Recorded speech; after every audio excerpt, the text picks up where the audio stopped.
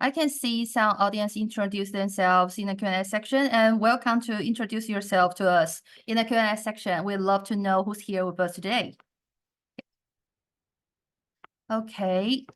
I think it's time that we're going to start the session. Good morning, good afternoon, and good evening to everyone joining us from around the world. Welcome to this CSW session on strengthening the women's movement through cross-generational unity. My name is Patty, and I'll be your host and moderator today. I'm the International Affairs Coordinator at the Yueh-Hao Foundation, which also serves as the Secretary of the Asian Network of Women's Shelters. You can just call it the ANWS. The network works to unite, promote, and strengthen the women's shelter movement across Asia to help ending all forms of gender-based violence. If you are interested in learning more or getting involved, feel free to reach out to us after this session. And now, we are so excited to have 6 amazing women activists with us today, all from different countries, who will be sharing their experiences in driving social change. But before we jump in, I'd like to invite Ingrid, the Director of the International Affairs Center at the Yueh-Hao Foundation, to share a few words with us. So let's give a warm welcome to Ingrid. Thank you, Patty. Honorable speakers, distinguished guests, and dear friends. Good morning, good afternoon, and good evening to all of you joining from different parts of the world. It's truly a pleasure to welcome you to strengthen women's movement through cross-generational unity. Today, we're so fortunate to have 6 inspiring women activists from across Asia with us, who are all leaders, dedicated their lives to making real social change happen. The women's movement has come a long way, shaped by the struggles and victories of those who came before us. Each generation has brought its own challenges, but one thing remains clear: when we come together, we're stronger. For the past 37 years, the Yueh-Hao Foundation has been committed to advancing the women's movement, whether through supporting survivors of gender-based violence, working with like-minded organizations, or pushing for legal reforms that promote gender justice. This event is all about bridging generations, bringing together experiences and fresh ideas to keep the fight for human rights thriving. Thank you once again for being here. Let's listen and learn to strengthen our movement. Welcome. Thanks so much, Ingrid. So we are incredibly lucky to have 6 distinguished speakers with us today. To make the discussion more engaging, we have divided them into 3 groups so they can focus on each other's presentation and ask questions directly, which we believe is also a better way to share their ideas with the audience. But before we jump into that, let's do a quick roll call and introduce all the speakers. So speakers, when I introduce you, I'm going to do a really brief introduction of you all. And when I call your name, and after the quick introduction, please answer one question. In your opinion, what is a women's movement? So after I quickly introduce you, please answer this question. In your opinion, what is a women's movement? So I think I'm going to start with Ms. Wang. Hi, Ms. Wang, are you with us? Please wave your hands to us. Okay. Ms. Wang Yueh-Hao from Taiwan. She's the CEO of the Yueh-Hao Foundation. And she's the CEO from the Yueh-Hao Foundation. And 大家好，很高兴参加今天的活动。我想身为立新的这个执行长，那我自己是从一线的社工员，然后到中阶主管，那到现在担任立新的这个执行长。那我想我对于妇女运动的一个看法，它真的是一场持续去争取女性权益跟性别平等的一个社会的一个运动。那我想主要是要挑战我们的性别歧视，可以改善我们女性的一个定位，然后去推动法律跟政策的一个改革。那这是我对妇女运动的一个看法。Thank you so much, Yueh-Hao, for sharing your thoughts with us. Sorry, I haven't finished introducing her. You already know that she's the CEO of the Yueh-Hao Foundation, and she has been a passionate advocate for women and girls' rights for over 30 years. And we are glad to hear about her ideas about what a women's movement is. And so the following, we are going to introduce Ms. Matcha Phorn-in from Thailand. Matcha is a feminist activist and human rights defender advocating for the rights of Indigenous, LGBTIQ+, and marginalized women in Thailand and beyond. So Matcha, we would love to hear from you. Can you wave to us? Yeah. So we would like to hear from you. What does the women's movement mean to you? For me, women movement means a lot for me because we are not only talking about fighting for gender equality, but it's also we are fighting for development justice and systematic change, included gender equality, social and economic, as well as climate and environmental justice. That is the reason why for us as a feminist, the intersectionality is about to reclaiming land, autonomy, and right to our body, identities, and our future. Therefore, cross movement is also meaningful for us. Thank you. Thank you so much for sharing with us. And next, we are going to welcome Ms. Undariya from Mongolia. She's an intersectional and decolonial feminist working on human rights, gender equality, and socio-economic justice. So Undariya, can you hear us? Can you share what's your perspective on the women's movement? Try to be very brief. So I think for me, feminist movement is a collective put for nothing short of revolution. And I also second what Martha has just said.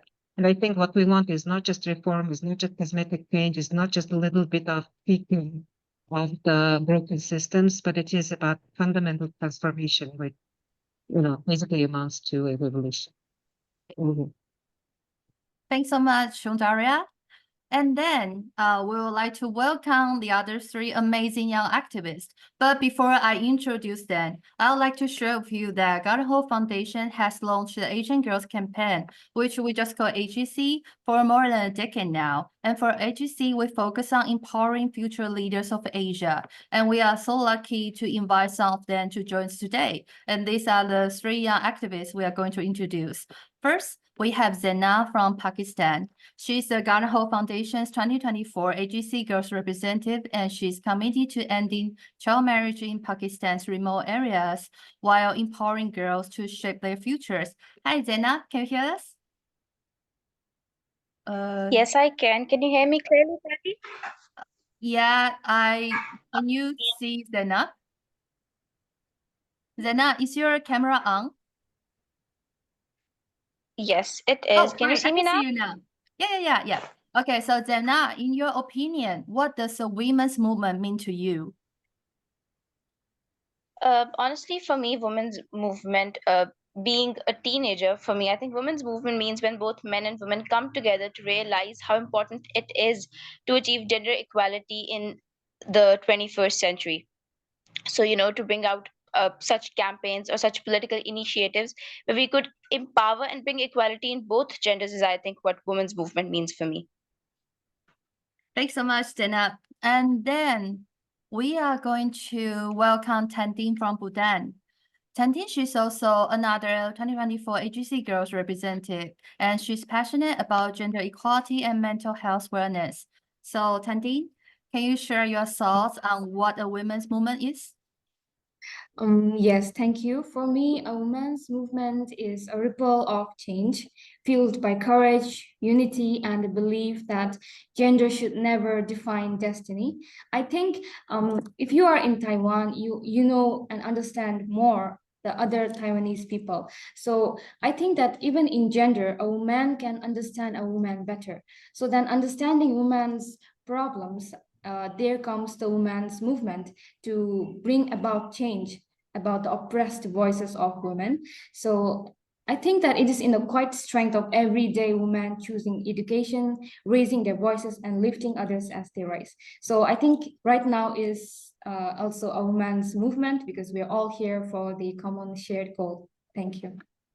Thank you so much, Tandin. It's lovely to hear your thoughts. And finally, we are happy to have Regina from Nepal with us. Regina is an Indigenous youth activist, and she's also the 2021 Asian Girls Ambassador for the Gun-Ho Foundation. She's deeply committed to child rights and gender equality advocacy. So, Regina, it is your turn. Can you share your perspective on what a women's movement is?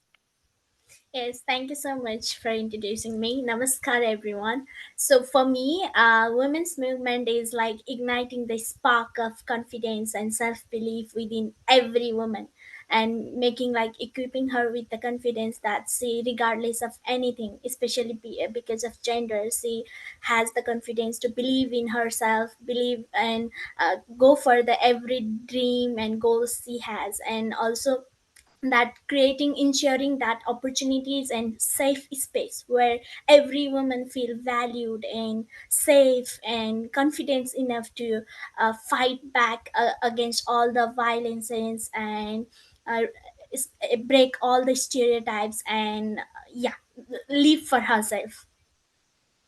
Thanks Thank thanks so much, Regina, and we're looking forward to hear more in your presentation. And now,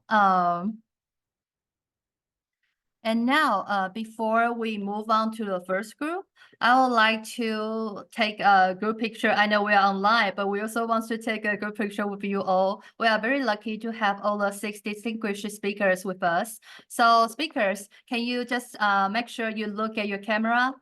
Hi, Yueh-Hao. Can you look at your camera?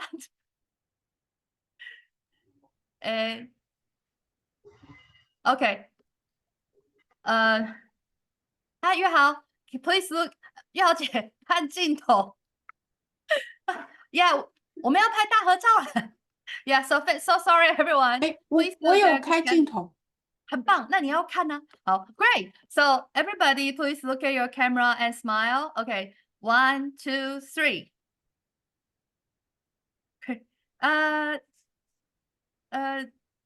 Okay. Thanks everyone. Maybe we'll just take one more. Okay, ready? 1, 2, 3. Okay. Okay, thanks so much.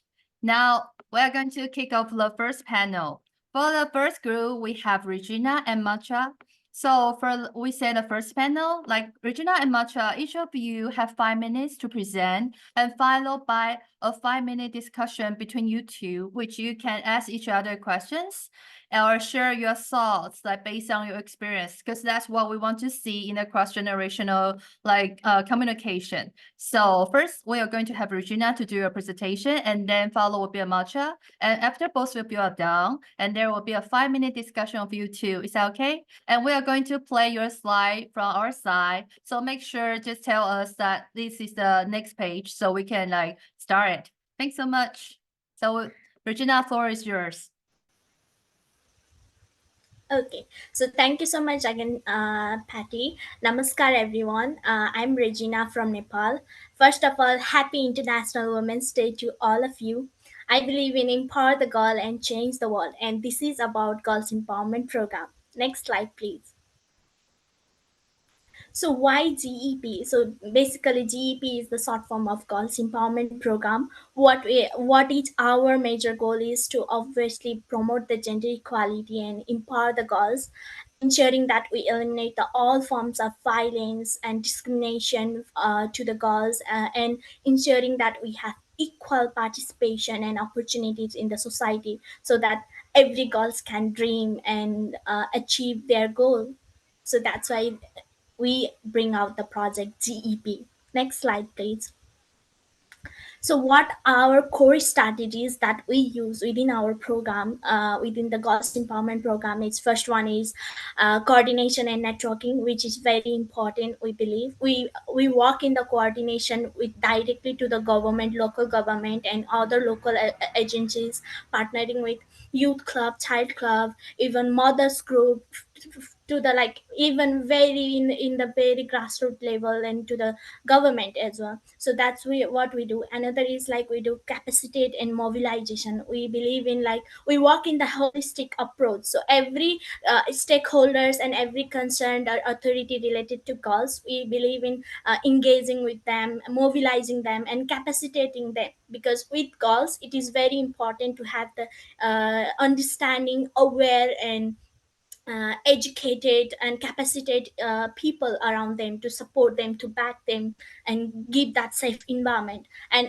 another major thing is advocacy and lobby. We do that because for the change, for the greater impact, it's always directly connected to the policies and budgets and all those things that we related directly to the government. So we do the policy and lobbying for the advocacy and lobbying for the budgets as well, and for to bring the policies that will support, give more opportunities and rights to the girls. And main at the top priority, that is peer mobilization. So first we equip the girls, we select the peer educators from the school going to girls, and then we capacitate them, we give them trainings, and they will share their learning, what they have learned within the program from the various residential training and other opportunities. And they are supposed to share those learning in their community, in their school, to other girls and other young people, and even with the mothers and their parents, all the communities. So basically peer are the core of our project,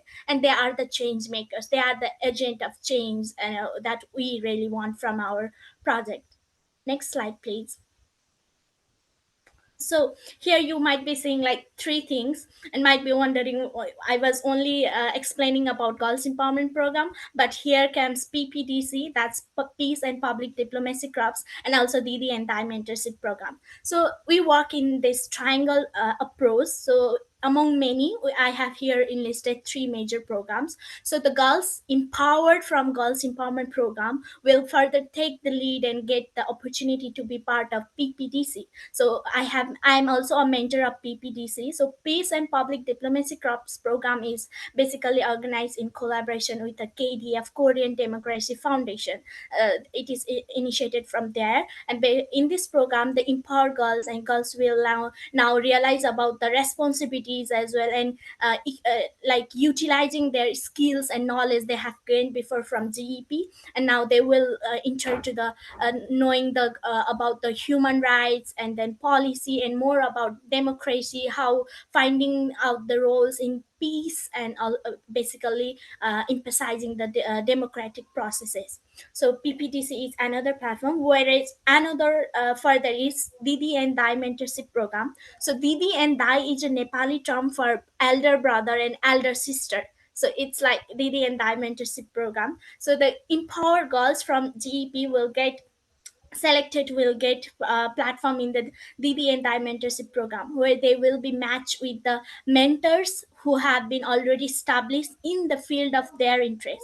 So basically this platform is for economic empowerment, and also especially to guide the to provide the mentorship for the young girls for their career. So here empowered girls are being matched with the amazing entrepreneurs, business women, and also businessman. So that's why we have DD and Dai mentorship program. Next slide.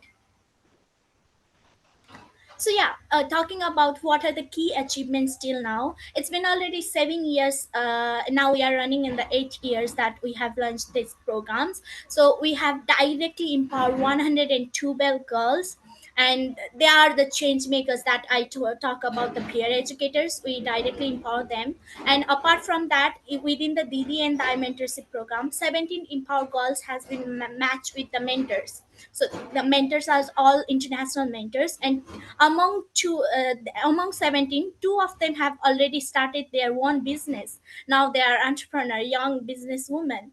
And similarly, other key achievements are like we have been like gender responsive policy changes. We have been contributing, influencing the local governments, provincial government, even the central government, providing our feedbacks and also contributing, influencing to come up with the better gender responsive policies. And yes, other recognition is like Asian Girls Community Development Award of 2019, and also girls from our with from program. We also won the Asian Girls Social Innovation Award, through which Safe Buddy app is going under like being built.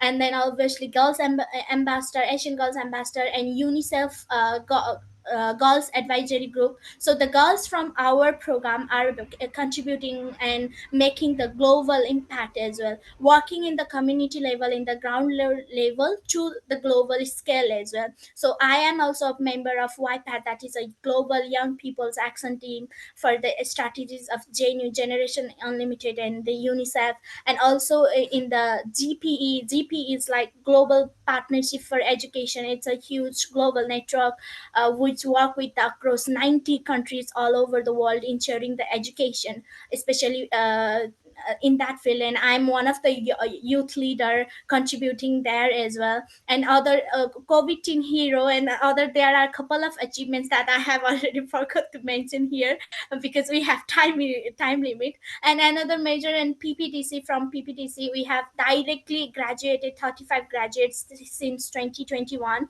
And yeah, obviously strong leadership and advocacy impact at local and global levels. Next please. So thank you. These are this is my presentation, and I like to say the thing is like, yeah, I believe and we believe that empowering girl can really change the world. Thank you. Thanks so much, Regina. And we would like to hear a presentation from Matcha. Matcha, the floor is yours. Thank you so much. I have a lot of PowerPoint, but I will skip a lot. First of all, let me introduce myself a little bit. I define myself as a lesbian, feminist, woman, human rights defenders, and a trail runner. Next, please. Next, please. And I am a founder and executive director of an organization that I found 20 years ago. It's called สร้างสรรค์อนาคตเยาวชน. It means support young people to create their own futures. So our organization aim to empower young Indigenous women, children, and also LGBTIQ. And throughout our program, we have so many programs that empower the young people, included feminist human rights and digital rights education, feminist participatory action research, the economic empowerment and economic justice program, as well as gender and social advocacy program. Next, please. I also joined the global movement on advancing right to family for LGBTIQ people. Now I am a board member of an International Family Equality Days. Next, please. I have been recognized because of the impact of my work, included the Impact Hero Award, Woman Changemaker of UNFPA Thailand, as well as the one of the most influenced women in Thailand is called Mirror 50 Power of the Now. Next, please. At the global level, I also acknowledged as 100 women in 2023. And also many years ago, I was acknowledged as a FI activist you need to know, because I have been working a lot at the local, regional, and global level in terms of advancing rights for LGBTIQ people and Indigenous people along Thai-Myanmar border. Next, please. Then you will have some question what it means to pioneer feminist activism in Thailand and beyond. We actually centering the Indigenous ethnic minority and LGBTIQ voice. We are challenging the structural oppression that rooted by patriarchy, which also create a gender-based violence against women, LGBTIQ, and girls. Therefore, we actually advocate to end all form of discriminations. The most importantly, as we are put Indigenous people in the heart, because most of us are defined as an ethnic minority and Indigenous people, we are actually fighting for land rights, environmental and economic justice. Next, please. We actually successfully nurturing thousands of young Indigenous people along Thailand-Myanmar border. Last year alone, we empowered 1,000 young feminists, and we have the vision that in the next 10 years, we are going to have 10,000 young families who are empowered by สร้างสรรค์อนาคตเยาวชน and please join us. Next, please. The impact of our work is not only we are successful in increasing capacity and leadership of young indigenous people that they be able to advocate for their own people, for their own community at the national and regional level. This year, 3 of our young indigenous bisexual feminists also speak in the global level at the AVID Forum, and they talk a lot about what is the root cause of the problem, why indigenous people in Thailand face discrimination, but what it look like when they are being women as well as being LGBTIQ. But the aim is also to gain the support and recognition at all levels. We also in this year engaging with the special rapporteur on the violence against women and UN independent expert on the protections against violence and discrimination based on sexual orientation, gender identities. Based on this, we're not only talking about our struggle, but also we're talking about successful story that สร้างสรรค์อนาคต is a part of it, which actually we are past the marriage equality, and I myself and my family finally gain the law protections. Next, please. As you see here, we are met the IE Soki expert in Nepal just a week ago. Next, please. And here we actually want to give one example of what it looks like if you empower indigenous young people. For example, last year, we created the trail running called the Village Trail that aimed to create the space for women, children, and LGBTIQ to run together in their land and territory. When the other indigenous community join this running race, they are commitment to expand our activity in this year. The young indigenous women leader also create the safe space and have 120 indigenous women and children join the running race. And the running race aim not only to create safe space for women to run together, for LGBTIQ to gain acknowledgement, for children that they be able to run with their family and their moms, but it's also talking about environmental justice and climate justice. And we actually just finished the article. I will share later if you are interested. But most of the heart of our work is how we empower young indigenous people to uplift their issue and voice and representation at all levels. Thank you so much.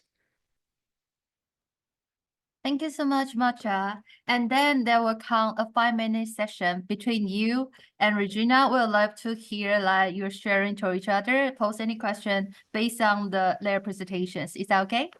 Okay. Yes. So the floor is yours and Regina's. Regina, I'm so inspired by your activism. I also believe that anyone who listening to your experience will really keen to learn more about you. Can you also tell us about what keep you going to this path, being girl and fighting for gender equality and carrying out your indigenous identity is not easy, but what bring you forward? Who inspire you or what inspire you? Can you tell us more about it? Thank you so much, Matcha. So answering that question, I have to roll back to the very early age. So yes, as I have, there was already mentioned, I belong to Magar community, which is one of the ethnic group of Nepal. And another thing is, I had since very early age when I was not aware of even the term gender, why the role is being discriminated. So I have personally faced that mobility restriction and gender-based discrimination just because I was daughter within my own home and also in the society. I have witnessed in firsthand, and also I have seen many girls going through that. So I think that is one of the main reason from where the spark for me to advocate for myself at very first, and then to advocate for other girls for the equal opportunity and having that gender equality. That's ignite the passion in me, and I think that's why I'm keep going on. And I just love with the thing that for me, living, the meaning of living truly comes from the thing that I'm being able to contribute even in the smallest thing in others' life. So that's make me feel like, yeah, I'm truly living my life. And I think these two things are the major reason that inspire me to do what I have been doing. Thank you. I hope it addressed your question. And yeah, Yes. now it's my turn, right? Yes, please. If you want to hear any of my experience or any question, please. So first of all, thank you so much. Thank you to GOH personally. It's my really honor to hear you directly and also to have you as my co-panelist. It's really inspiring to hear your stories and see how many things you have been doing for the indigenous people, for the as a feminist activist, as a human rights defender, and especially for the LGBTIQ community. I have been recently to the Thailand for the Hall Prize also, and I have seen there like Thailand has been doing so many great things than the Nepal. We are still lagging in those things. So my first question is, what inspires similar? What inspire you to be the feminist activist and human rights defender? And being as a founder of Sangsha and Kot Ayawachin Foundation, I believe like even being as a simple like age user or being as a general or young campaigner also, we face lots of criticism, lots of struggles, and I believe I can think that how many hurdles, how many big challenges you might have faced being as a founder and leading your whole family of like to whom you are reaching out and making impact. I want to hear how you cope up with that, and yeah, what inspire you. Thank you so much. I truly believe that many girls, our experience of faced discrimination started at home. I saw my mom was abused by my father. I saw myself unable to go to school with, full support, and I have to work at the child labor since I was 9 years old. And I faces a lot of discrimination because I'm not fit in the binary system and the gender norms. But I see my mom who are stand very strong and firm that she want to end the relationship that abused her. So that she broke up with my father. This is on that she faced stigmatization, but I saw her how she fight back. And that is the reason why I was so inspired by my moms. On the other hand, when I growing up, I have a very strong commitment that there shouldn't there should be a support from any girl who want to go to school, because without education, we are at risk of child marriage. We are at risk of, abuse our sexual reproductive health and rights. We are unable to create our own future. So therefore, I committed to, support girl to go to school, and the girl and LGBTIQ who be able to achieve the higher education. Finally, they return home at the change maker. I have one young indigenous who I am support and working with 16 years, and she completes PhD and got Thai citizen 6 years ago. And now she leading the feminist participatory action research to fight the climate crisis and use her knowledge and expertise to address the challenging faced by her own community and her own people. So that keep me inspired.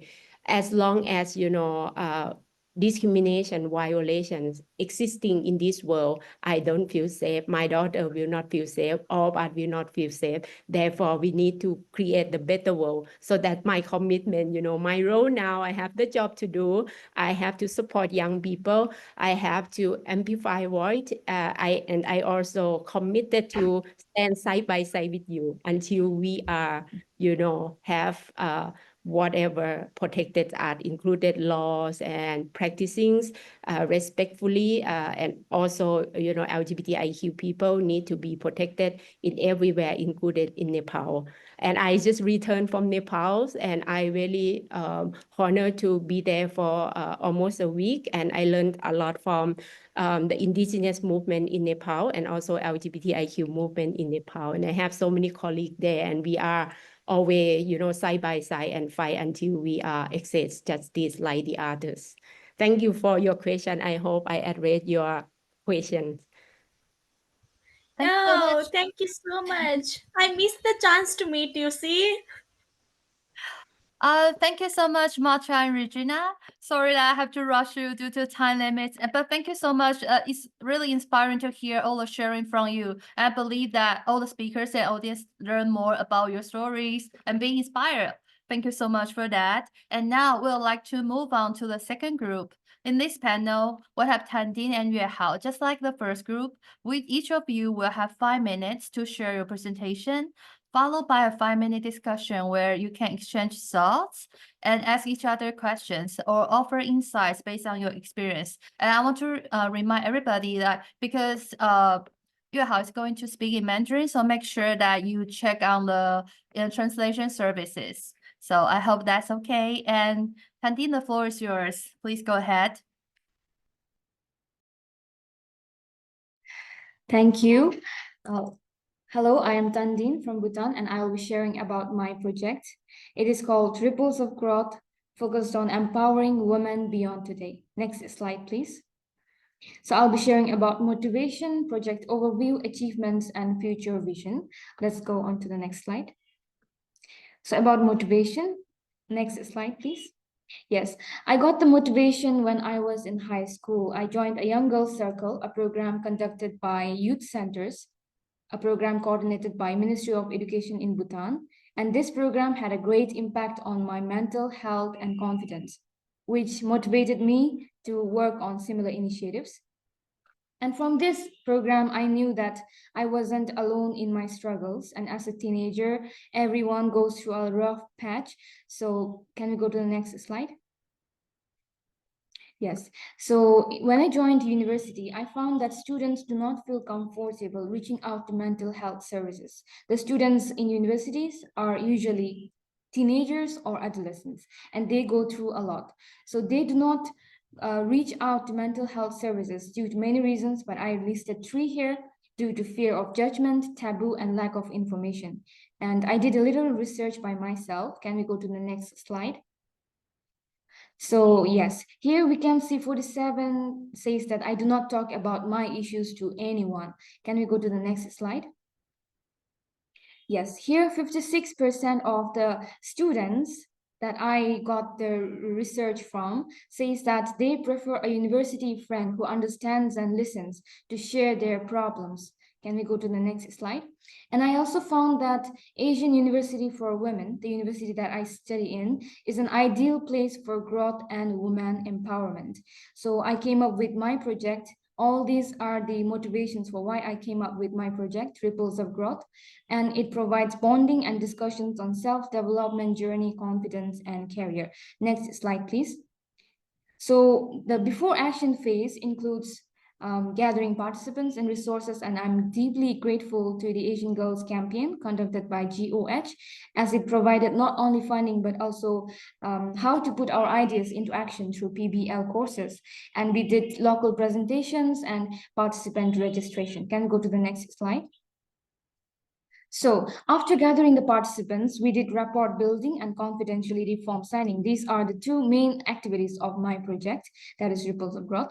So confidentiality form signing ensures our participants that whatever they share, it remains in the circle, and they're free from judgment of society or any rumors, anything like that. So another is rapport building. We did icebreaker activities so that participants can build bonds, not just as participants, but form friendships and relationships beyond the project platform. Can you go to the next slide? So we did discussions weekly, twice for 2 hours, and we identified problems that we face as women in the society. And the main problems that the girls shared were societal pressure, academic stress, time management, and personal relationships. Can we go to the next slide? So I'll be sharing the achievements that we had from conducting all these sessions. Can we go to the next slide? Yes, we conducted advocacy with the team. As we did local closing presentation, we did our advocacy on menstrual hygiene and stress management, because these were the main topics that the participants brought. And we successfully engaged around 20 participants who actively contributed and reported in their feedbacks that they had increased confidence and awareness. And the participants also said that they would love to join these kind of program in the future as well. And we believe that we created a lasting ripple effect. Can we go to the next slide? Yes, this is the compilation of feedback. And due to time constraint, I won't read it all, but I hope you can go through it. So the participants did love the program and found it very impactful to increase their confidence and self-awareness. Can we go to the next slide?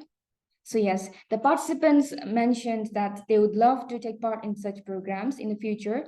So the future vision of the Ripples of Growth project is to expand to other institutions or online platforms and seek collaborations for broader outreach. Yes, thank you. And okay, can we go to the next slide? Sorry, I forgot my last slide. So I would love to end it with the short quote that says, small ripples can create big waves of change. So I hope that from this, you get to know why I named my project Ripples of Growth. Thank you. Thanks so much, Tanti. Thanks for sharing. And we'll love to see the more changes that your projects bring us. And next, we are going to welcome Yueh-Hao. So for our audience, if you need to listen to the Mandarin, please make sure check out the translation service. OK， 月豪姐，请开始。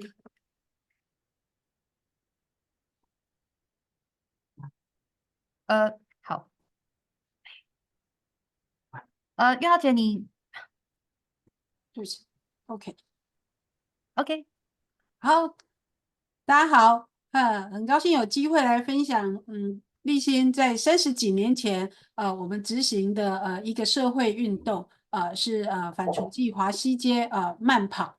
那我要先说一下这个这个社会运动的这个之前事实上在1987年跟88年的时候，妇女团体有在这个我们台湾的这个首都台北一个有名的这个色情街，就是这个华西街，这个发动了这个游行抗议的一个活动。那主要是抗议这个政府纵容人口的一个贩卖，那特别是这些原住民的这些少女。那虽然我们的警政单位在社会压力下有成立了一个这个政风的一个专案，但是我们没有看到这个问题有得到一个有效的一个改善。那之后立新基金会我们在1992年的时候也是在我们董事会的反省发现说，过去我们只是做少女的一个安置收容慈善的工作，不能够解决台湾的这个雏妓的一个问题，所以我们改变我们的策略，去发动了这个反雏妓的一个运动。那很重要的一个改变就是我们把它这个问题从色情问题把它定位是儿童人权的一个问题，因为过去我们在抗议这个问题的时候，很容易用这个色情或者是这个性工作合法化那这个事实上是一个古今中外都很难有定论的一个议题。那我们把它定位就是至少未成年的这些的一个儿少他不应该去从事这样子的一个行为跟工作，所以我们把它定位它是一个儿童的一个问题，那很快的获得了大多数人的一个接纳跟认同。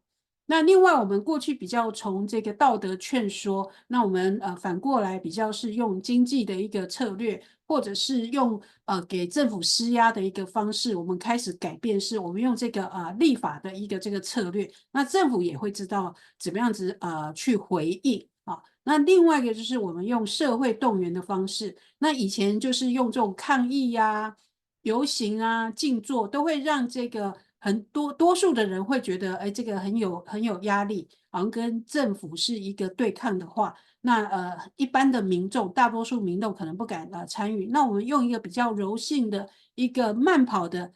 慢跑让他感觉是一个比较健康的一个形式，所以相对的就吸引了非常多的人参与。那一旦这个很多人参与，就对政府就会形成这个压力啊。那所以最初其实我们去跟政府游说立法的时候，其实政府不太理会我们，但是到后来慢跑看到1万多人的时候，其实政府就开始对我们的这个议题它是这个关注跟认同的。好，那所以刚才的这个照片就是，我们在这些整个一个反除妓的一个社会运动的时候，不管我们到社区里面去办理很多的这个讲座然后让他们对这个问题认识，那或者是我们跟立法委员去办理公听会，去做这个立法的一个讨论，那最后其实很重要的就是我们现在这个画面当中的我们动员了1万多人慢跑。那我们慢跑的一个目标就是刚才提到的是说，台北我们有名的这个华西街。好，那当然有很多民众参与这个慢跑的时候，还有开玩笑说，因为平时不敢去然后借着这么多的一个这样的一个慢跑的一个活动的时候，他们可以去满足他们的好奇心，好去一窥这个色情街是一个什么样子那这个是我们这个慢跑活动的一个这个照片好，那在下一张。那在这个立法通过之后，那我们为了要让台湾的民众知道说，已经有这样子的一个这样子的一个这个专法，所以我们透过了很多的这种由行动艺术、装置艺术的一个方式，让民众能够去更认识这个议题比如说正好台北当时有一座桥要拆掉，那我们就让这些年轻的这个女性。坐在这个围桥上面，然后去隐喻，就是我们的少女事实上就是处于在这样子的一个危险的一个处境，那我们应该要有一些的这样子的一个作为那用这样子的一个街头的一个艺术的一个方式，让更多的一个民众可以去认识这样子的一个议题，那这个是在我们生活当中大家一起需要来关心的。好，那最后的一个这个结论，我们分析反逐妓华西街运动，我们觉得会成功的一个因素，就像我刚才提到是说，它是一个儿童人权的一个议题，所以得到了一个大多数民众的一个支持。然后接下来就是我们真的是用慢跑相较于过往是一个这种抗议会比较是让一般民众会有点这种。不敢参与的一个这样的一个形式，那这个部分我想这也是我们能够成功的一个很大的一个因素。那以上就跟大家分享。Thanks so much to Tanti and Yueh-Hao. And then we will welcome the 5 minutes between you two that you can feel free to post question or share your experience with each other. So Tanti and Yueh-Hao, the floor is yours. Just a quick reminder, if you need a translation service, please make sure you click on the globe icon.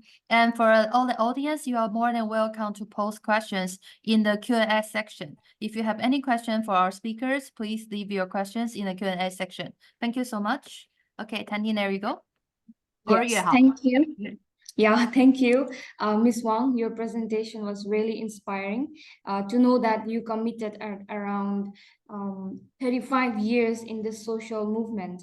And I would love to ask, was there any defining moment that you decided you want to work on this? Because it is such a big part of life that you spent in this work. So what made you commit to this work for that is big sum of the year, that is 35 years? What was the reason for your commitment, or was there any defining moments?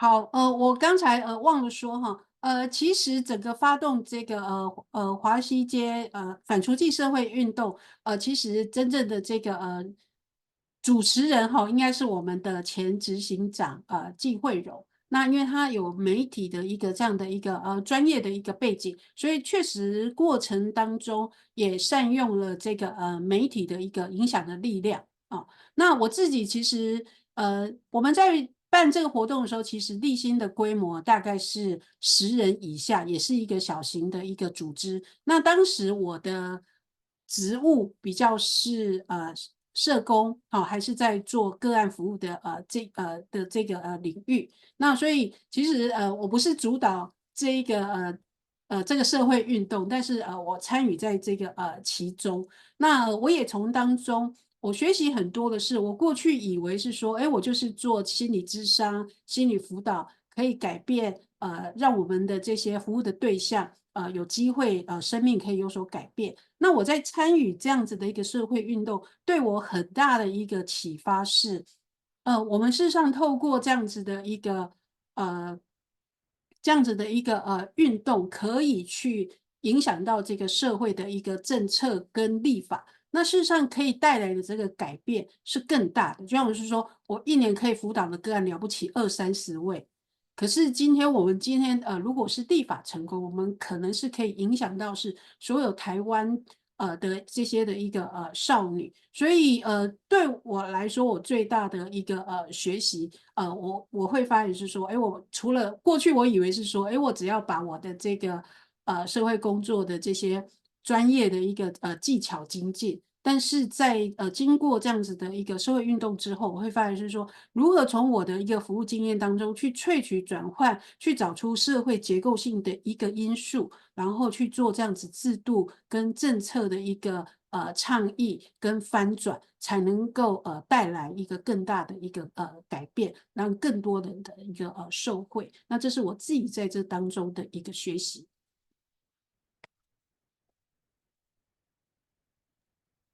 好， Thank you, Ms. Wang.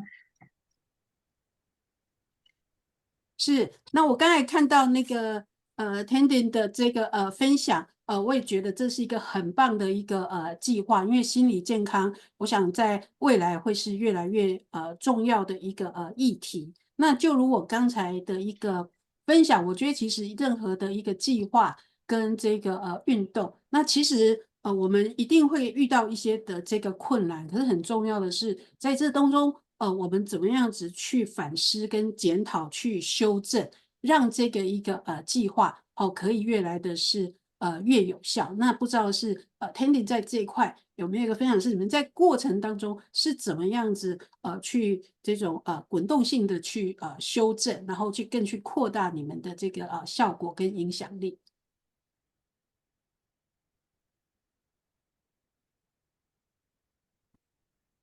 Thank you, Ms. Wang. I would like to say that I faced a lot of problems while implementing this project.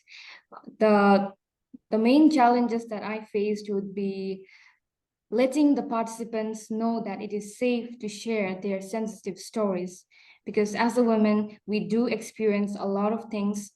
We do have a lot of things that we cannot share. So it was a challenge to get the participants to open up about themselves. And the other thing was my project was conducted in Bangladesh. Although I am from Bhutan, since I study in Bangladesh, it was conducted in the university I study. So it is in Bangladesh. So because I'm not from Bangladesh, there was some problems and I had to return to my country, and the project could not be implemented on the time that I aimed to do it. So that was the main thing. And as well, because of the language barrier and culture barrier, I could not connect with the local organizations. There must be some local organizations that are focusing on the women's rights and mental health.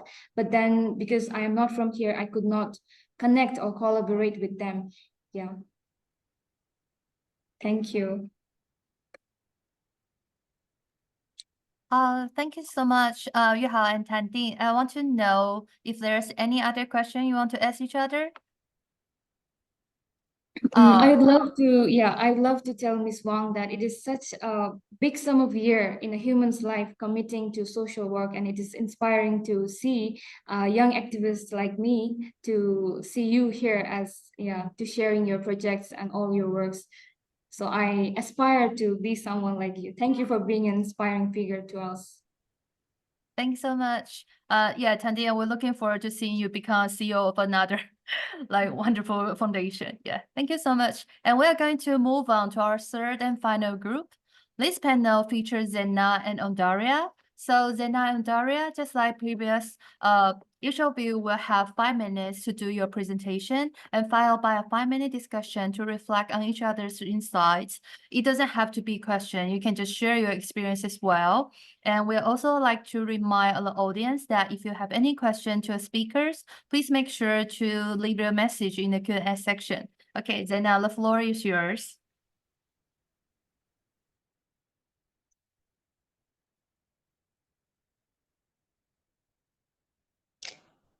Hi everyone, I'm Zainab, and I am currently appointed as the Vice President of Pakistan Rural Workers Social Welfare Organization. So since the topic of today's entire seminar is strengthening the women's movement through cross-generational unity, I'll try to include it through my project as much as I can. Next slide, please.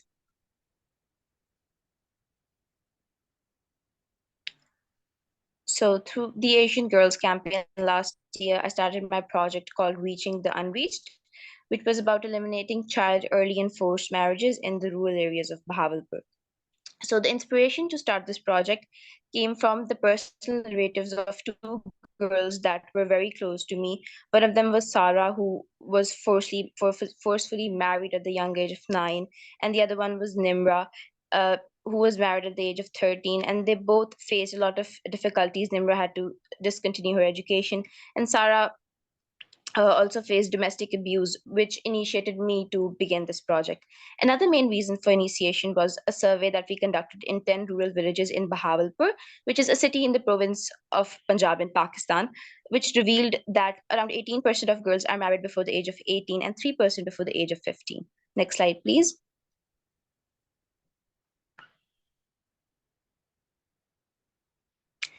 So through my project, the following outcomes were what we were trying to look for. The first one was to reduce the incidence of early and forced marriages by 30% during the project period. The second one was to increase school enrollment rate for girls by around 20%. And the third one was to reduce domestic violence incidents by 25% during the project period. Next slide, please.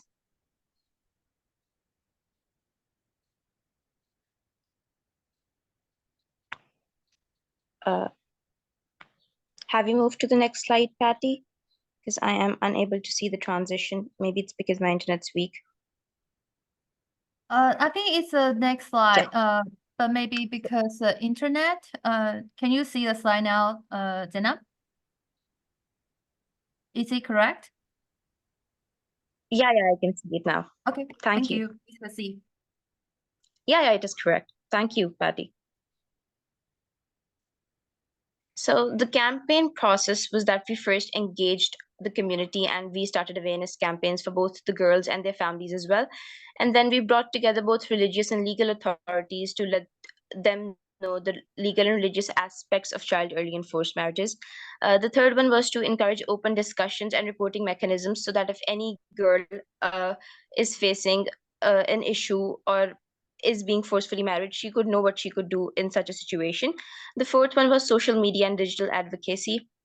So we started an Instagram channel, and apart from that, I also made self-made brochures, which I distributed not only in the area, but in my university as well. And I was really happy to see the positive response of students. The fifth one was youth and grassroots involvement. I involved youth through the various sessions I conducted in universities and in my university as well, where I tried to encourage people to raise their voice for issues like child early and forced marriages and domestic abuse. The sixth one was collaboration with government and NGOs. To increase the impact of the project and to bring out more people into the project, we tried to collaborate with government organizations and NGOs that work for similar causes, so that we can incorporate more people into the project. And I think Garden of Hope Foundation is a big example for that. Next slide, please.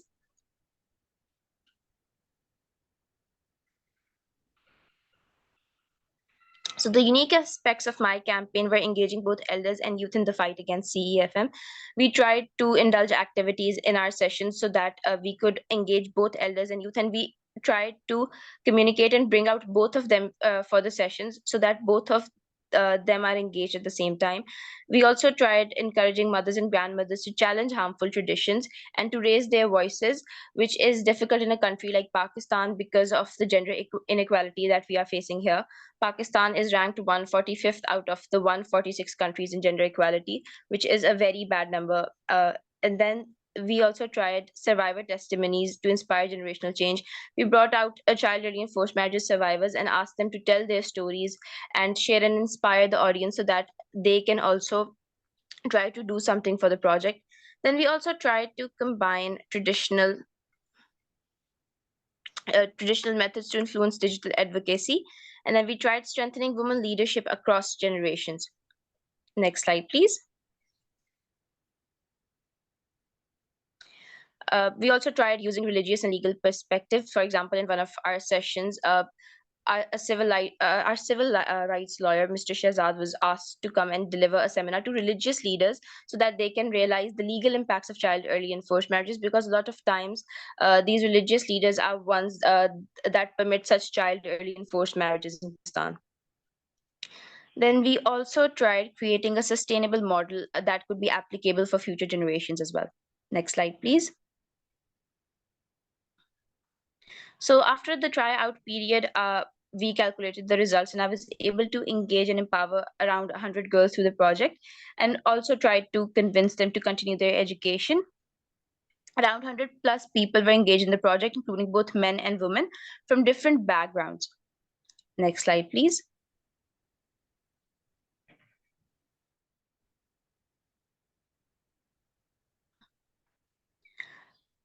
Now let's move towards the impact assessment. After the project, I self-reflected, and the following were the successes. I received very positive feedback from school students, especially young girls and boys, and the girls' attitude towards education was what truly inspired me and made me really happy. The religious leaders' response in seminars was very good. That actively involved themselves in discussions and tried to talk about various possible ways to eliminate CEFM from our society. And this enabled me to work harder for my goal. The challenges that I faced were resistance from vulnerable girls and their parents. And due to the weather conditions of Pakistan, a few of my project activities were delayed. And a big challenge that I faced was how to tell the issue to kids, because they have very young minds and they are learning new things every day. So I had to tailor a lot of things and to bring out different methods so that I could tell what I wanted to them, but in a simple, easier way so that it's easier for them to understand as well. Through this, I was able to overcome all of this by the guidance of people that support me and my initiatives, including people from the Garden of Hope Foundation that truly helped me throughout my power camp, and then my chaperone, and then people from my organization as well. What I learned from this project is that I was able to gather broader views on the topic. I was able to know the views of people who are older than me, people who are the same age as I am, and then people who are even very small, to understand the issue clearly. I was also able to see a few loopholes that my project had and will do my best to correct them for the future. Self-reflection is actually the key to personal growth because it allows us to learn from the past and shape up the future. Next slide, please.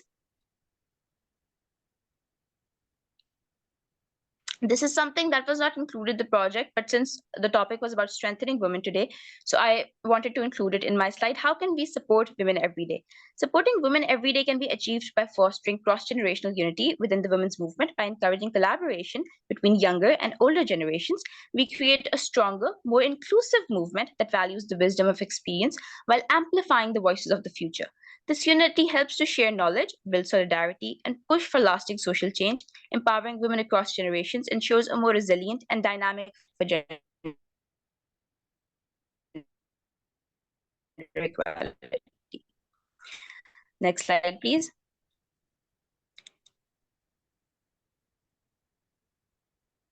Empower all the women around us. Thank you so much. Thank you so much, Zainab. Thank you so much for your presentation. And now we'll move on to Undariya. Thanks so much. Undariya, the floor is yours. Thank you. Thank you. Very exciting to hear all these stories. So what I wanted to share today when Patty and Annie asked me to an example of a successful campaign, what came to my mind is what we call in Mongolia the quota battle.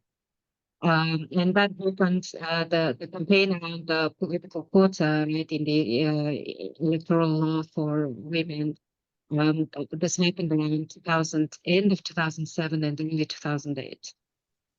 Next slide. So this is a story of how Mongolian women spontaneously came together and staged a really well-coordinated campaign against a very sudden revocation of the women's electoral quota by the two main political parties. At the time, one of the main parties was called the Mongolian People's Revolutionary Party, which is the former Communist Party. Now it is called MPP, Mongolian People's Party. And then the other one, the Mongolian Democratic Party, which was a merger of several opposition parties, since Mongolia is a post-communist country, and the transition to the so-called democratic transition happened in around 1990, 1989, 1990. Right? So that's the context. So this was done just 6 months before the 2008 parliamentary elections, and our parliamentary period is 4 years. And there are many violations of laws, like this period of 6 months was actually illegal because you need to have time for the president's office to review, for the president to have the possibility of vetoing laws and so on and so on. So none of that was happening, and also there were no public discussions. So that's the context. Next slide. So the story for you to understand better is that there's been, ever since the early 1990s, of course, the equal representation and participation of women in politics has been an important goal for women's organizations and also a really important part of any democracy, right? And in 2005, with the support from various international organizations, of course, UN agencies, when the Millennium Development Goals were adopted, and the national MDG goals were adopted by Mongolia, it included the movement to introduce 30% minimum quota for women in parliamentary elections law, right? And with the support of international organizations, partisan women's organizations, these are women's NGOs that are affiliated to political parties. They joined together as the Women's Forum for Good Governance and Gender Equality. So there are 4 parliamentary parties, 4 parliamentary party-affiliated women's organizations came together, and they had been lobbying for the introduction of the 30% quota with broader support, time here and then by nonpartisan women's organizations. So in December, at the end of December 2005, the revised electoral law was adopted, and it was a big victory, a big success. The 30% minimum women's quota was included in the election law. Next slide. So things were going well. 2007 was for us a really busy time at Mongolia International Network, which is a leading feminist human rights advocacy and movement building organization in Mongolia. At the time, I was leading. And we decided for the first time to organize a huge civil society New Year party because we thought that it is critical for movement building and for civil society strengthening to bring people together, not only formally, but also informally. The New Year is a huge opportunity to do something fun, but at the same time, to really push for that community building, for strengthening human identity, as progressive civil society organizations, and also to position women's rights organizations as strong leaders within broader civil society, because we think that we need to think very broadly if we want to really be successful in gender equality goals. So since we didn't have money for this kind of big party, we had never organized something like that. Our staff was super small. We were overworked, very tired, but the party was a huge success. So, I mean, those of you who run NGOs know what it means to be dead tired. And we were really looking forward, to having some because we were really running on the last talk of our energy. Next slide. But we had absolutely no progress because we got to the regional, and I think actually during that party, the women from the profession controls came up and they said, we really need to talk because something is growing. And a few days ago, what they told us is two members of parliament, one man from, each of the male-dominated main political parties, presented jointly a draft law for consideration in the parliament, and that was on reform of electoral law. And one of the provisions was actually revocation of the 30% women's quota. All of this is done very quietly, and this is also a trick that politicians in Mongolia sometimes use when they sneak in laws during the time of big celebrations like New Year or Madam celebrations in July, when people are really focused on other things. And there was no public announcement of this whatsoever beyond minimum required in the laws. So we have not done. So imagine, it turns out just a few days before the civil society New Year party, this draft law had been presented for consideration, and the ladies and women's groups, because they are privy to the party information, they hadn't been informed, and they had already been mobilizing, and they had already been sending letters of protest and so on. So in very quickly, on December 21, and Parliament usually doesn't work so quickly, especially when it is about human rights, and progressive legal reform. But this time they acted very quickly, and the standing committee decided, yes, we will admit this draft bill for consideration in the Parliament. And at that meeting, they were supposed to present the partisan women's NGO's letter. It was not discussed. I actually looked for the minutes of that meeting afterwards when I was doing a case study of this. Next slide.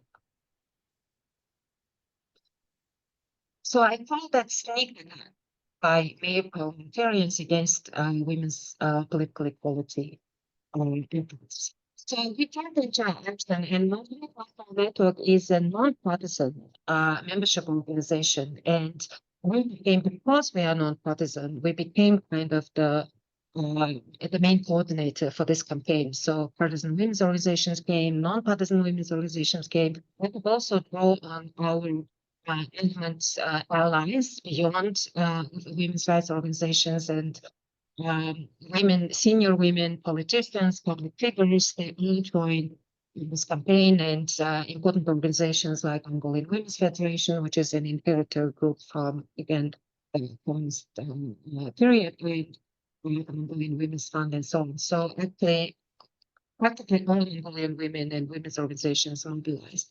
So what we did was, of course, figure out, okay, what happened, and what legal and ethical norms were breached, what international and national laws we can use, and so on. So very quick legal and political analysis, context analysis, and very, very, very intensive mobilization in terms of sharing our analysis and mobilizing public support, and also, of course, mobilizing resources for the people. Next. It was really a whirlwind campaign. I mean, I don't know if we even slept during those times. And I put the dates because you can see how fast-paced this was.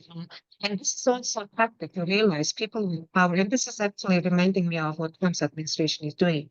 One after another, very quick attacks, right, on human rights and freedoms and gender equality. So on December 25, the Parliamentary Standing Committee, which is the, Standing Committee needs to kind of make a predecessor before the big parliamentary discussion.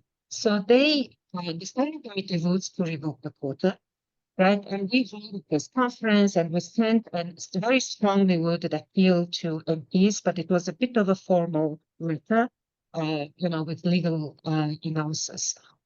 Next day, the parliament meets, which is again very quick, right? And we actually do vote to remove the quota. So now the quota is revoked, right? So we gained time on national television, primetime news, and we shared our analysis. And one of the key points that we made was that the reason male politicians are doing this is they don't want to share power. Right? They want to retain the power. They want to retain the dominance. So then we had to explore other avenues of action, and we decided to address the president, to meet with the president, because now the legal option is that the president can veto the quota.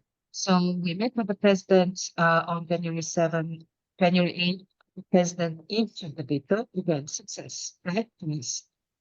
And I mean, that could have been the end of the story. We could have saved the quota. That didn't happen. On January 9, the Parliamentary Standing Committee votes to reject the veto. Again, very poor justification. Basically, they have no grounds for rejecting the veto. They had no grounds to revoke the quota. And we sent the second appeal to parliamentarians because now again we are facing parliamentary vote. And this time our appeal was more remarkable because the analysis we made is that they don't care about legal matters, right? They don't care about violations of laws. This is about power. And so the only recourse for us was actually, since we don't have the power to overrule, we decided we would appeal to the conscience of the individual parliament members. And behind the scenes also what was happening is really close to work with women parliamentarians and also individual lobbying of parliament members, of male parliament members. So very intensive. And this was mostly done by partisan women activists as well as women public figures. And then on January 9, on January 10, the parliamentary vote takes place, and surprise, they actually accept the veto because 2/3 are enough of the parliament, and that is what we were pointing. We had the strategic calculation in our minds. And I wish I could show you the video, and it was a big time. So the men who were really adamantly advocating for revocation of the quota were shocked, and you can see them like looking around, like, what happened? What just happened? Because they were so confident that the veto will be rejected. Next slide. So was this the happy end? Unfortunately, no. Right? The male MPs continue to break legal and ethical norms. There's so many legal provisions that they violated. They are determined to defend the quota, and before they had the problem, right? And self-interest. So on January 11, again, very quickly, we held a press conference, and the Party Women's NGOs, held a joint press conference, and the parliament takes a revote, and they ensured that they rejected the veto. And they did it was to apply illegal pressure on fellow parliamentarians, including President Trump. And one male MP called a woman MP and said, "If you don't shut your mouth, I'm going to rape you."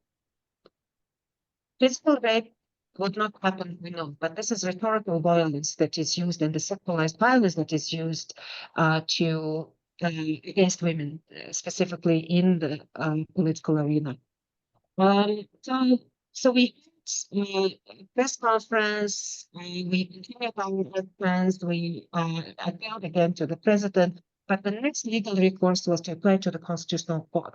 Only an individual can apply, an organization cannot file a complaint with the Constitutional Court.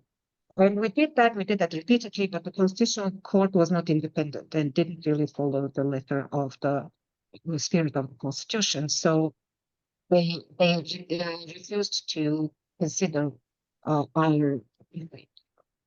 So next slide.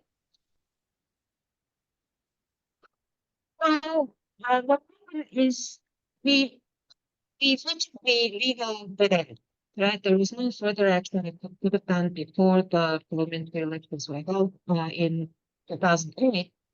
So in a way, if you look at kind of the result, if our goal of this campaign was to reinstate the quota, we failed. However, given our analysis of the current dynamic of the current distribution and of the political and cultural context, we actually knew from the beginning, and we were very clear about this, that it was a minimum that we will actually manage to get the quota at this time, right?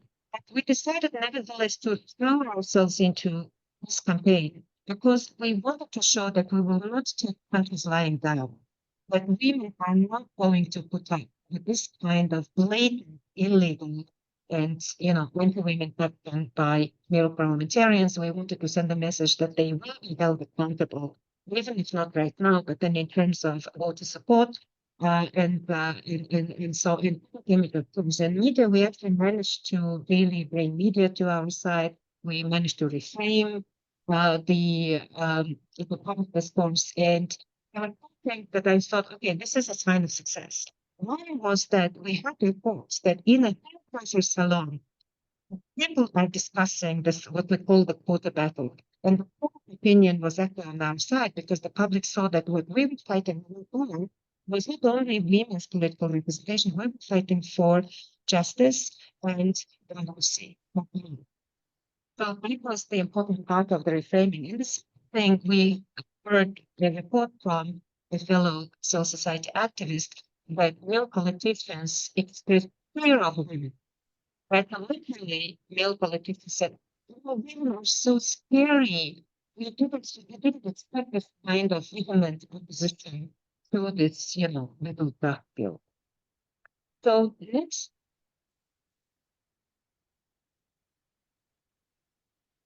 Undariya, sorry for interruption, but the time is running up, so we have to remind you about time. And please closer to the mic. Thank you so much. so yeah, this is the last slide. So the reason I really like the story or the story of this campaign is women really came together and very diverse women, different ages, different ethnicities, different orientations, women from inside the government, outside the government, women who are partisan, non-partisan, women working within the parliamentary secretariat, women groups of parliamentarians. Everybody came together. And this is, we think, really shows the power of what we can do as women. Even if we didn't really manage to get the quota, what women can do when we come together. I think this kind of experience really paves the way and strengthens the movement for years ahead. So just last year, there was another successful campaign, again, mobilization of very diverse women. And currently, our election law includes 40% minimum women's quota. And it's still very fragile, same thing can happen, but nevertheless, we keep going. So this is what I wanted to share today. There's so much richness to this story, but people can. I'm happy to share more information if you're interested. Over.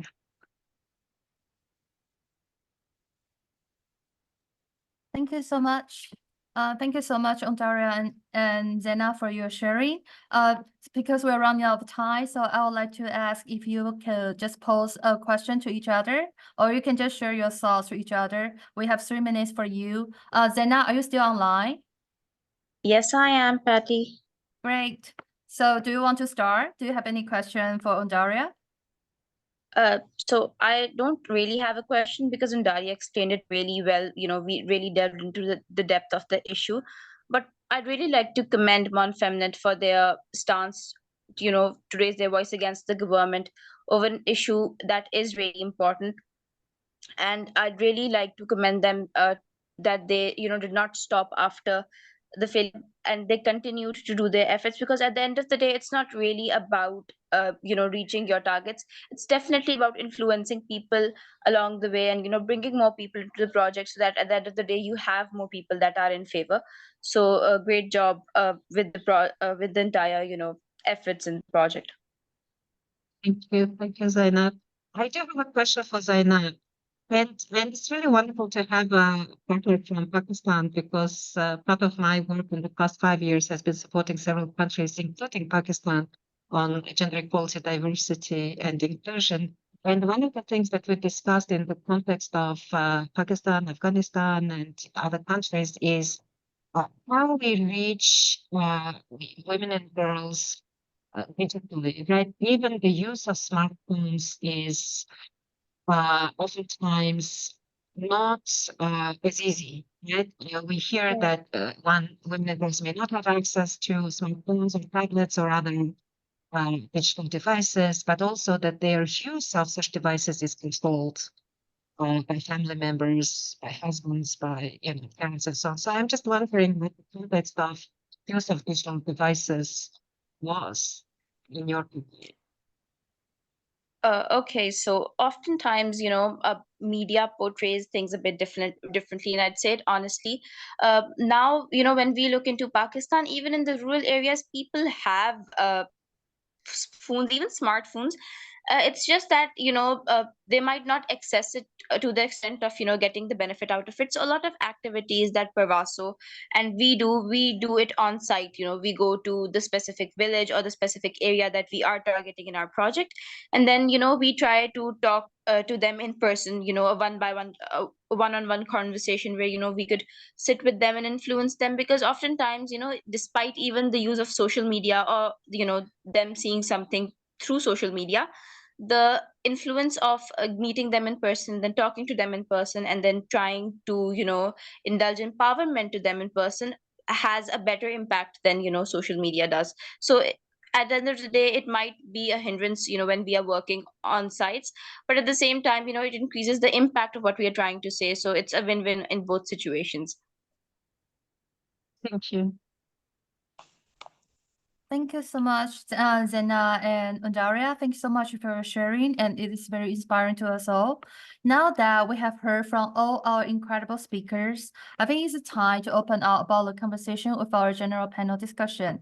This is a great opportunity that we have gathered like cross-generation activists in here, and we already see the discussion between you in each group. We can see that you are sharing inspiring stories. And before I ask any question, I just want to know to the speakers, do you have any question to each other, or do you want to share your thoughts toward any speaker that you really want to share? We'll use the time for that as well. So anyone? If no, then I will pose a question on my side.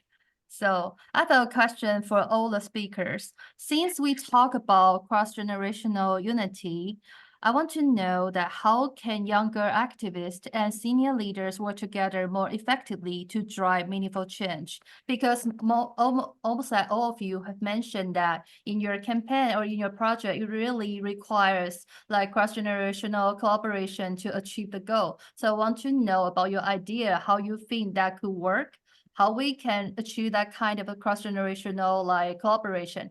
Anybody want to go first? Should I go first, Patty? Sure, there we go. So now when we talk about young activists and senior activists coming together for a project, it's certainly about mindset as well. When people from two different generations come together, they have different mindset on how to approach a particular project or a particular issue. So you're not only able to get a single perspective, you get to know a thing through multiple perspectives, and at the same time our enthusiasm and their experience in the field is what actually makes it an even better project than a single person doing it. So it's definitely about the mindset and the generational gap, I'd say, in approaching a particular topic. Thanks so much, Dema, and that's nice to hear from you. So I want to know about other speakers. Do you have any ideas on the questions? Like how can younger activists and senior leaders work together like more effectively to drive meaningful change? I want to ask other speakers, do you have any thoughts on that? Yes. Okay, Matcha, there you go. Let me first address the challenge when we are talking about intergenerations. First, we have the different source of power, and it can create hierarchy.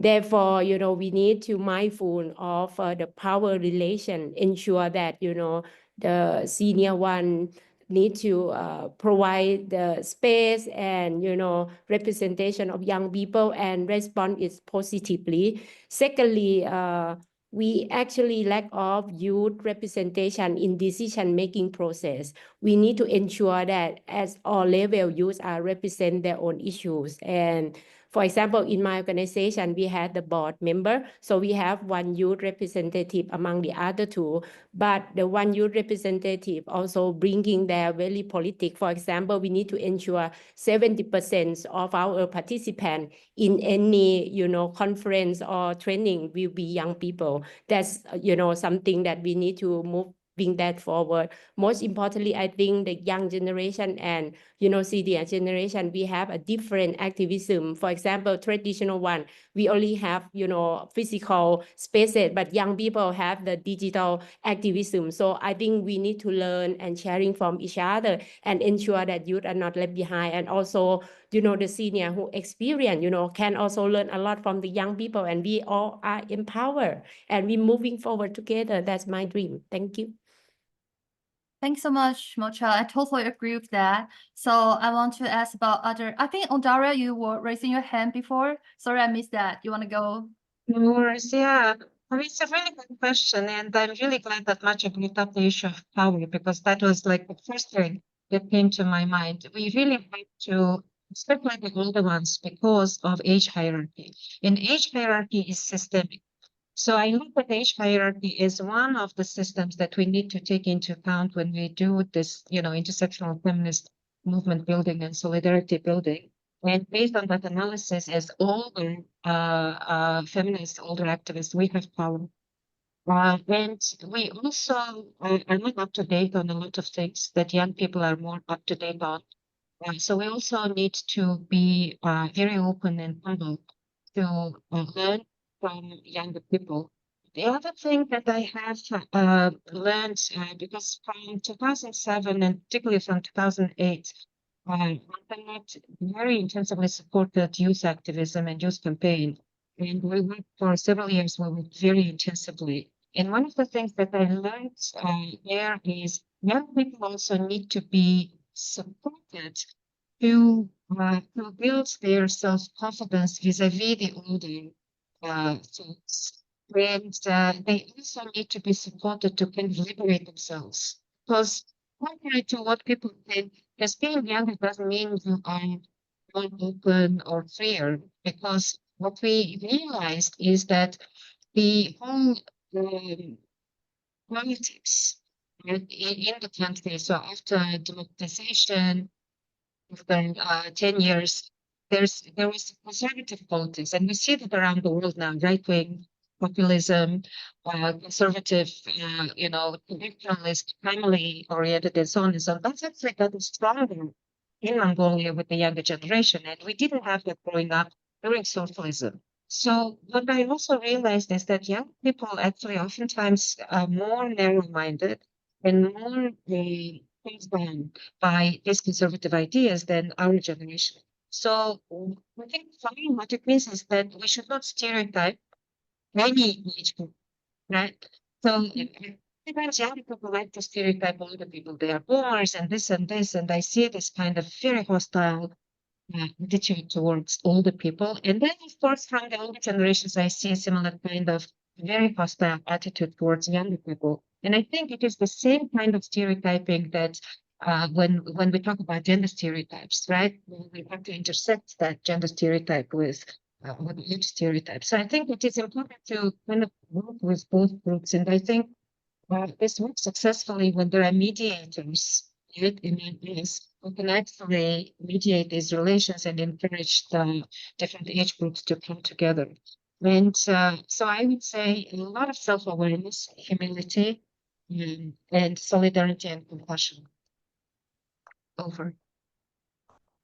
Thank you so much for sharing. And yeah, I totally agree that we should not have stereotypes on whether it's age or gender. And in that sense, we could have a better collaboration and make things that more effectively and really achieve our goals. And I think I see Ms. Wang raise your hands. Do you want to share with us on the question I just posed? Yao Jing, your mic. Okay. 好，在不同世代，就是说我们的这个价值观跟策略推动这个女性运动的话，可能我们在价值跟策略上会有一些的一个差异。比如说，也许我们比较是用渐进式的，也许年轻世代比较希望是用激进或者是创新的一个方式，或者是在这个议题的优先顺序上，会有所不同。但是我觉得在这个价值策略或者是议题的优先顺序，这个如果我们有一个好的一个这个对话，去找到一个可以共识的话，那事实上我觉得跨世代的这个合作的一个机会，一个是在于就是我们的经验跟资源是可以互补的。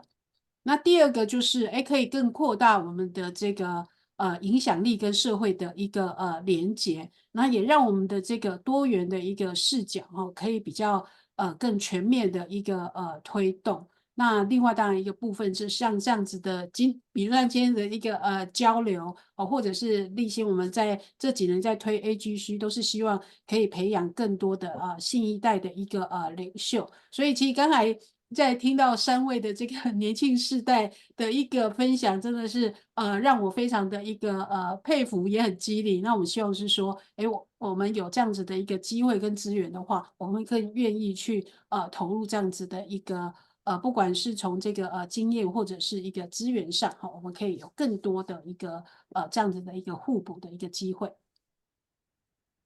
Thanks so much, Ms. Wang. Yes, I think this is very precious that we have this kind of opportunity to create a platform for the cross-generational talk. And I also believe that more communication and discussion will help us to understand each other more, because every campaign or project really requires everybody to join in. It's not just man or woman. And I believe that everybody should devote into that to make it successful. And seeing that you are nodding, so Tandy, I want to know about your thoughts on that. Yes, Miss Patty, I have been waiting to share. So I do think the same as the other activists shared. I think cross-generational unity and cross-generational cooperation to solve the problems, women-related problems, and to conduct the women movement together is very important, because we cannot say that the younger generations will work for their problems and solve their problems, because gender equality and women's movement is a long-term fight.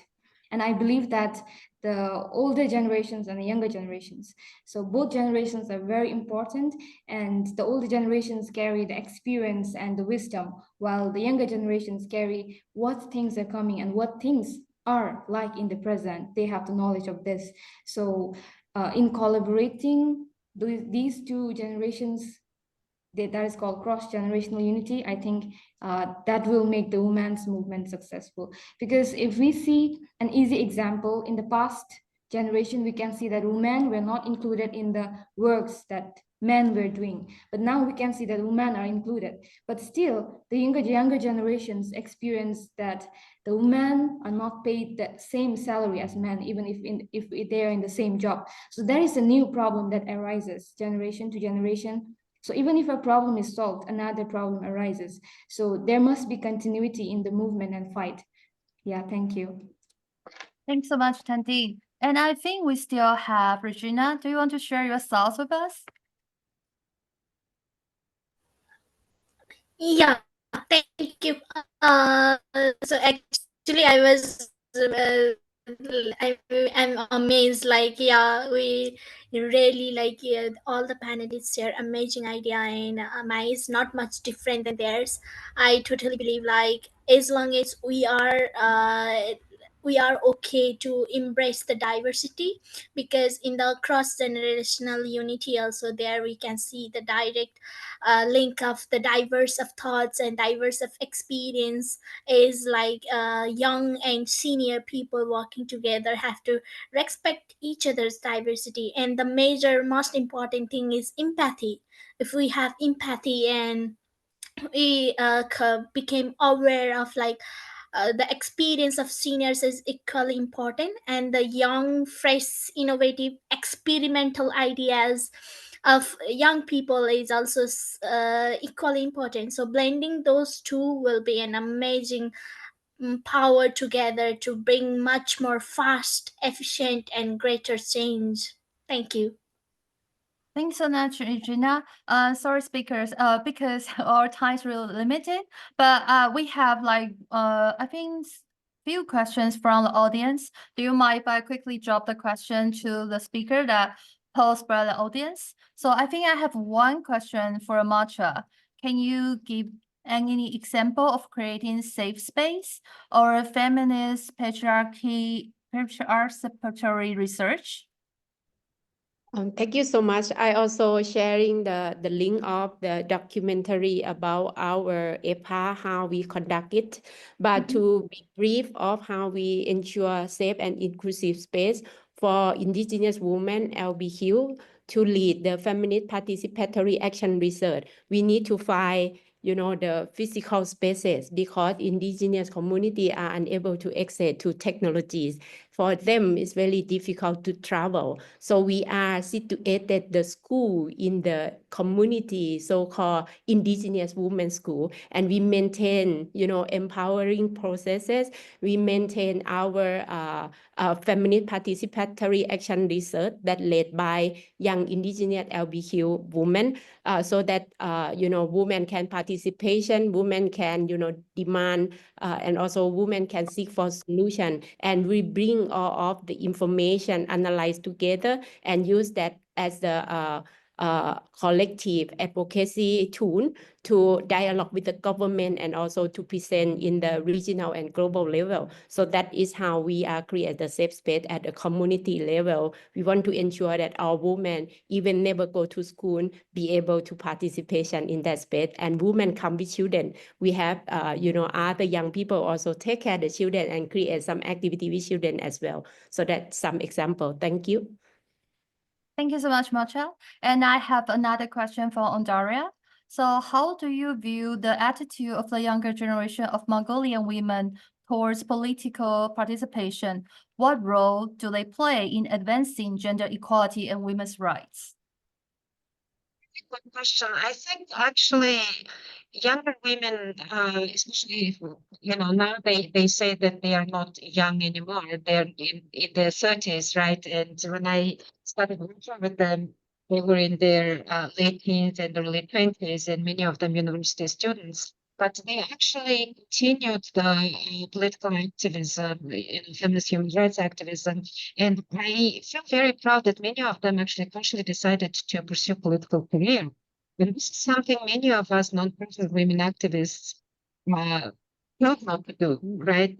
Oftentimes, every election period, we would get approached, please run on our party platform and so on and so on. But we decided to maintain the non-partisan space, but also it is too much trouble, Go into these male-dominated spaces. This is not an easy decision. And I feel that the younger women who have decided to, go into political parties, run, for the party council, run for elections at local parliamentary levels.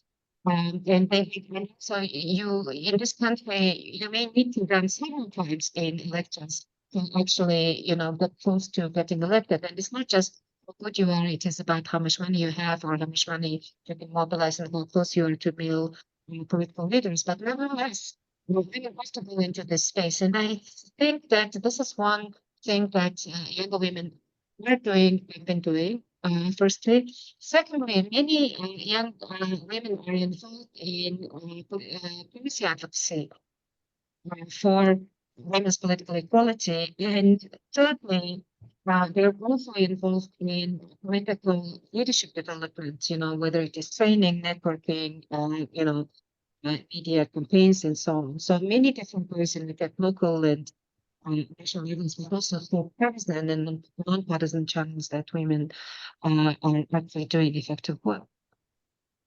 Thanks so much, Undariya. And I have one final question for Ms. Wang.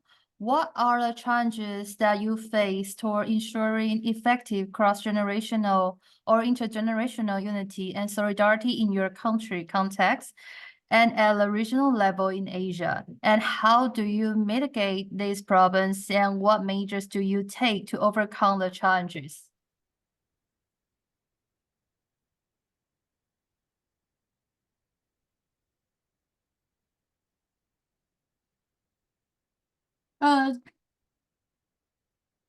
这个部分我们大概是目前看到是会有跟这些年轻世代的更多的这些 NGO 团体的这个组成哈。那可是当然也会看到，确实年轻世代的，就是他们可能在这个创意上还有这个行动上非常的强。可是确实他们会受限于就是这个可能资源或者是人脉上这些的一个限制哈。那我的经验是，目前我们好像还有一点点，确实是各行其事。那其实，在今天的这个对话里面，我确实有更有意识的去思考是，诶，这好像是应该相对就是我们这些资深的这些的一个NGO 或者是这个团体的话，应该是日后是可以更有意识的去推动。然后去参与这样子的一个合作跟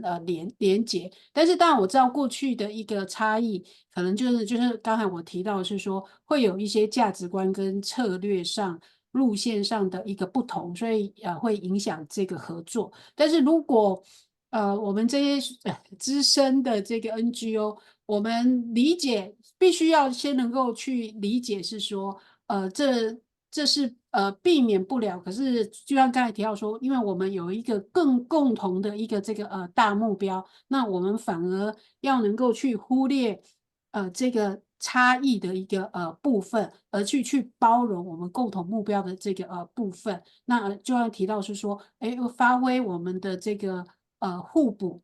或者是说，哎，我们各自这个擅长去扩大我们的这个连结跟影响力，那我觉得这个是我们后续可以去努力跟去推动的。Thanks so much, Yueh-Hao, for sharing.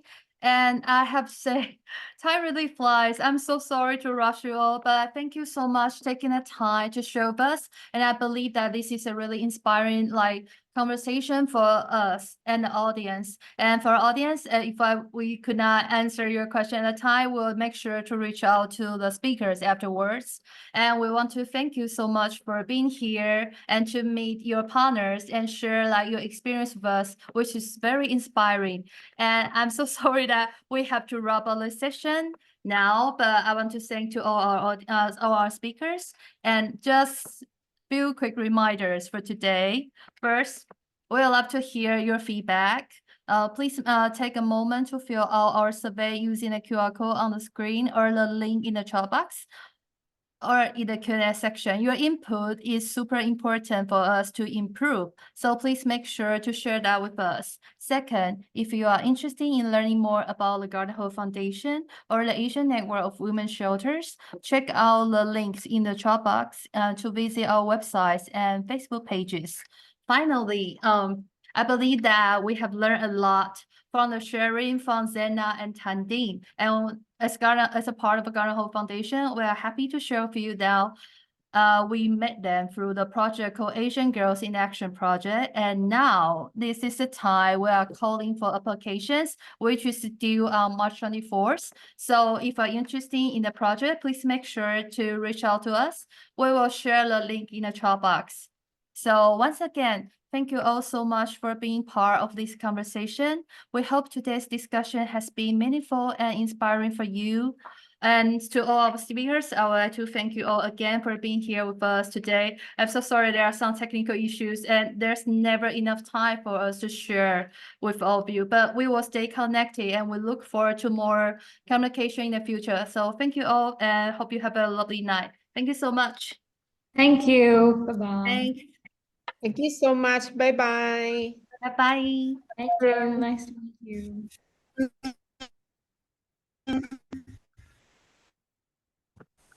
Thank you so much. Thanks, Regina.